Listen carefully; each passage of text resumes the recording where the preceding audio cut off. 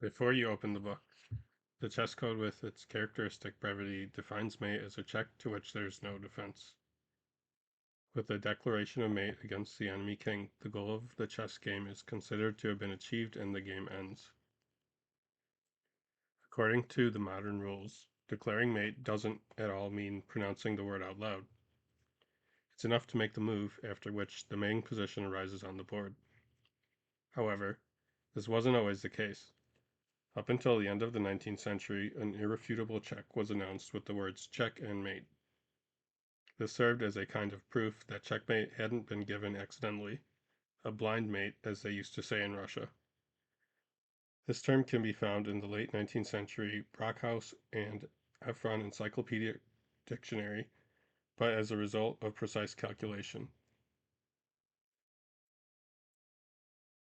Here, white, parentheses, black, announced mate in such and such a number of moves, may be encountered in many notes to games, not only by Steinitz and Shigarin, but also by later commentators.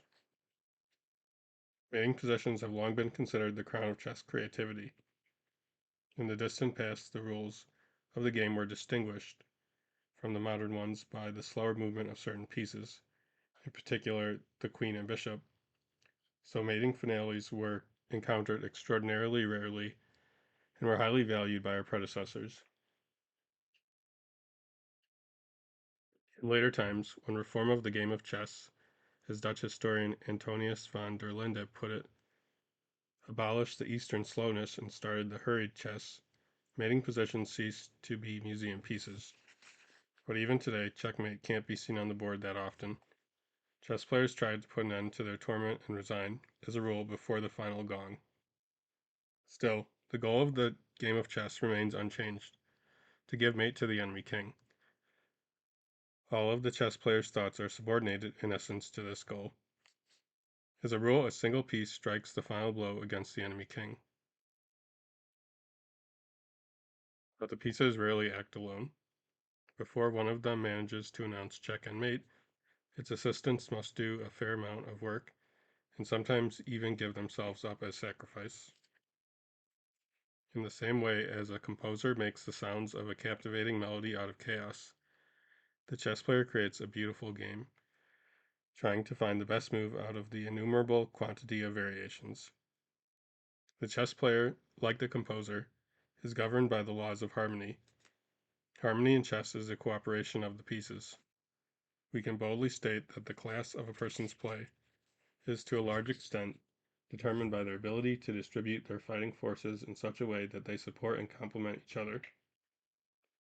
The nature of the connections between pieces depends on their individual characteristics, the tasks they are carrying out, and of course the concrete peculiarities of the position.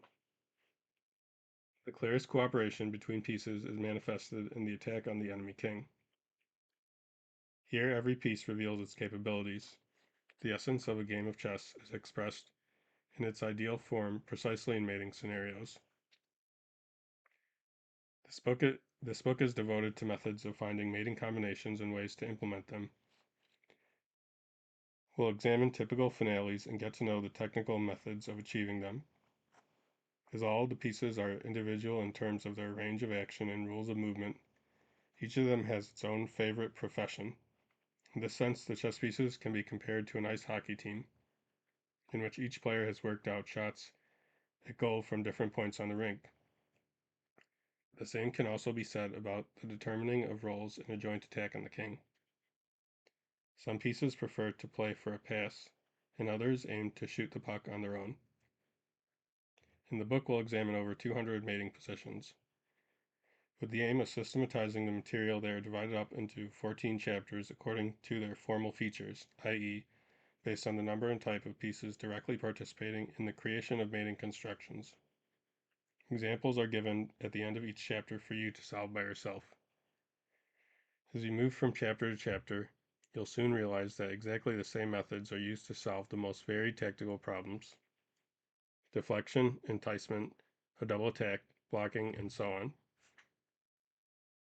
You'll also notice the rather important circumstance that not only individual tactical ideas, but also entire combinations repeat themselves in chess practice. often at intervals of decades or even hundreds of years. This regularity increases the value of accumulated experience.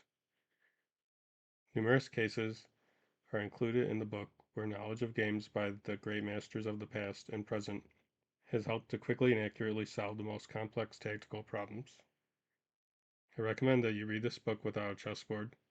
This method will not only help you to develop your tactical vision, but also will make the use of technical means of achieving your aim become automatic. You shouldn't take tactical medicine, quote unquote, in large doses.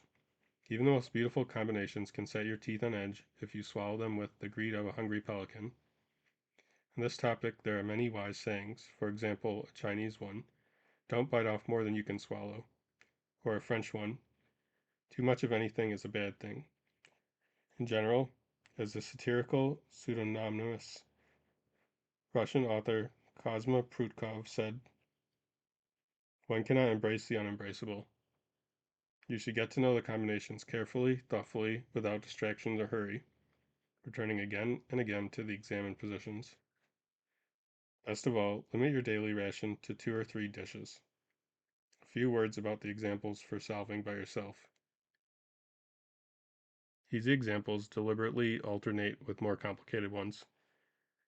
The lottery principle of the lucky ticket makes the solving of exercises more like the process of searching for a combination in a tournament game. You see, it is not possible to predict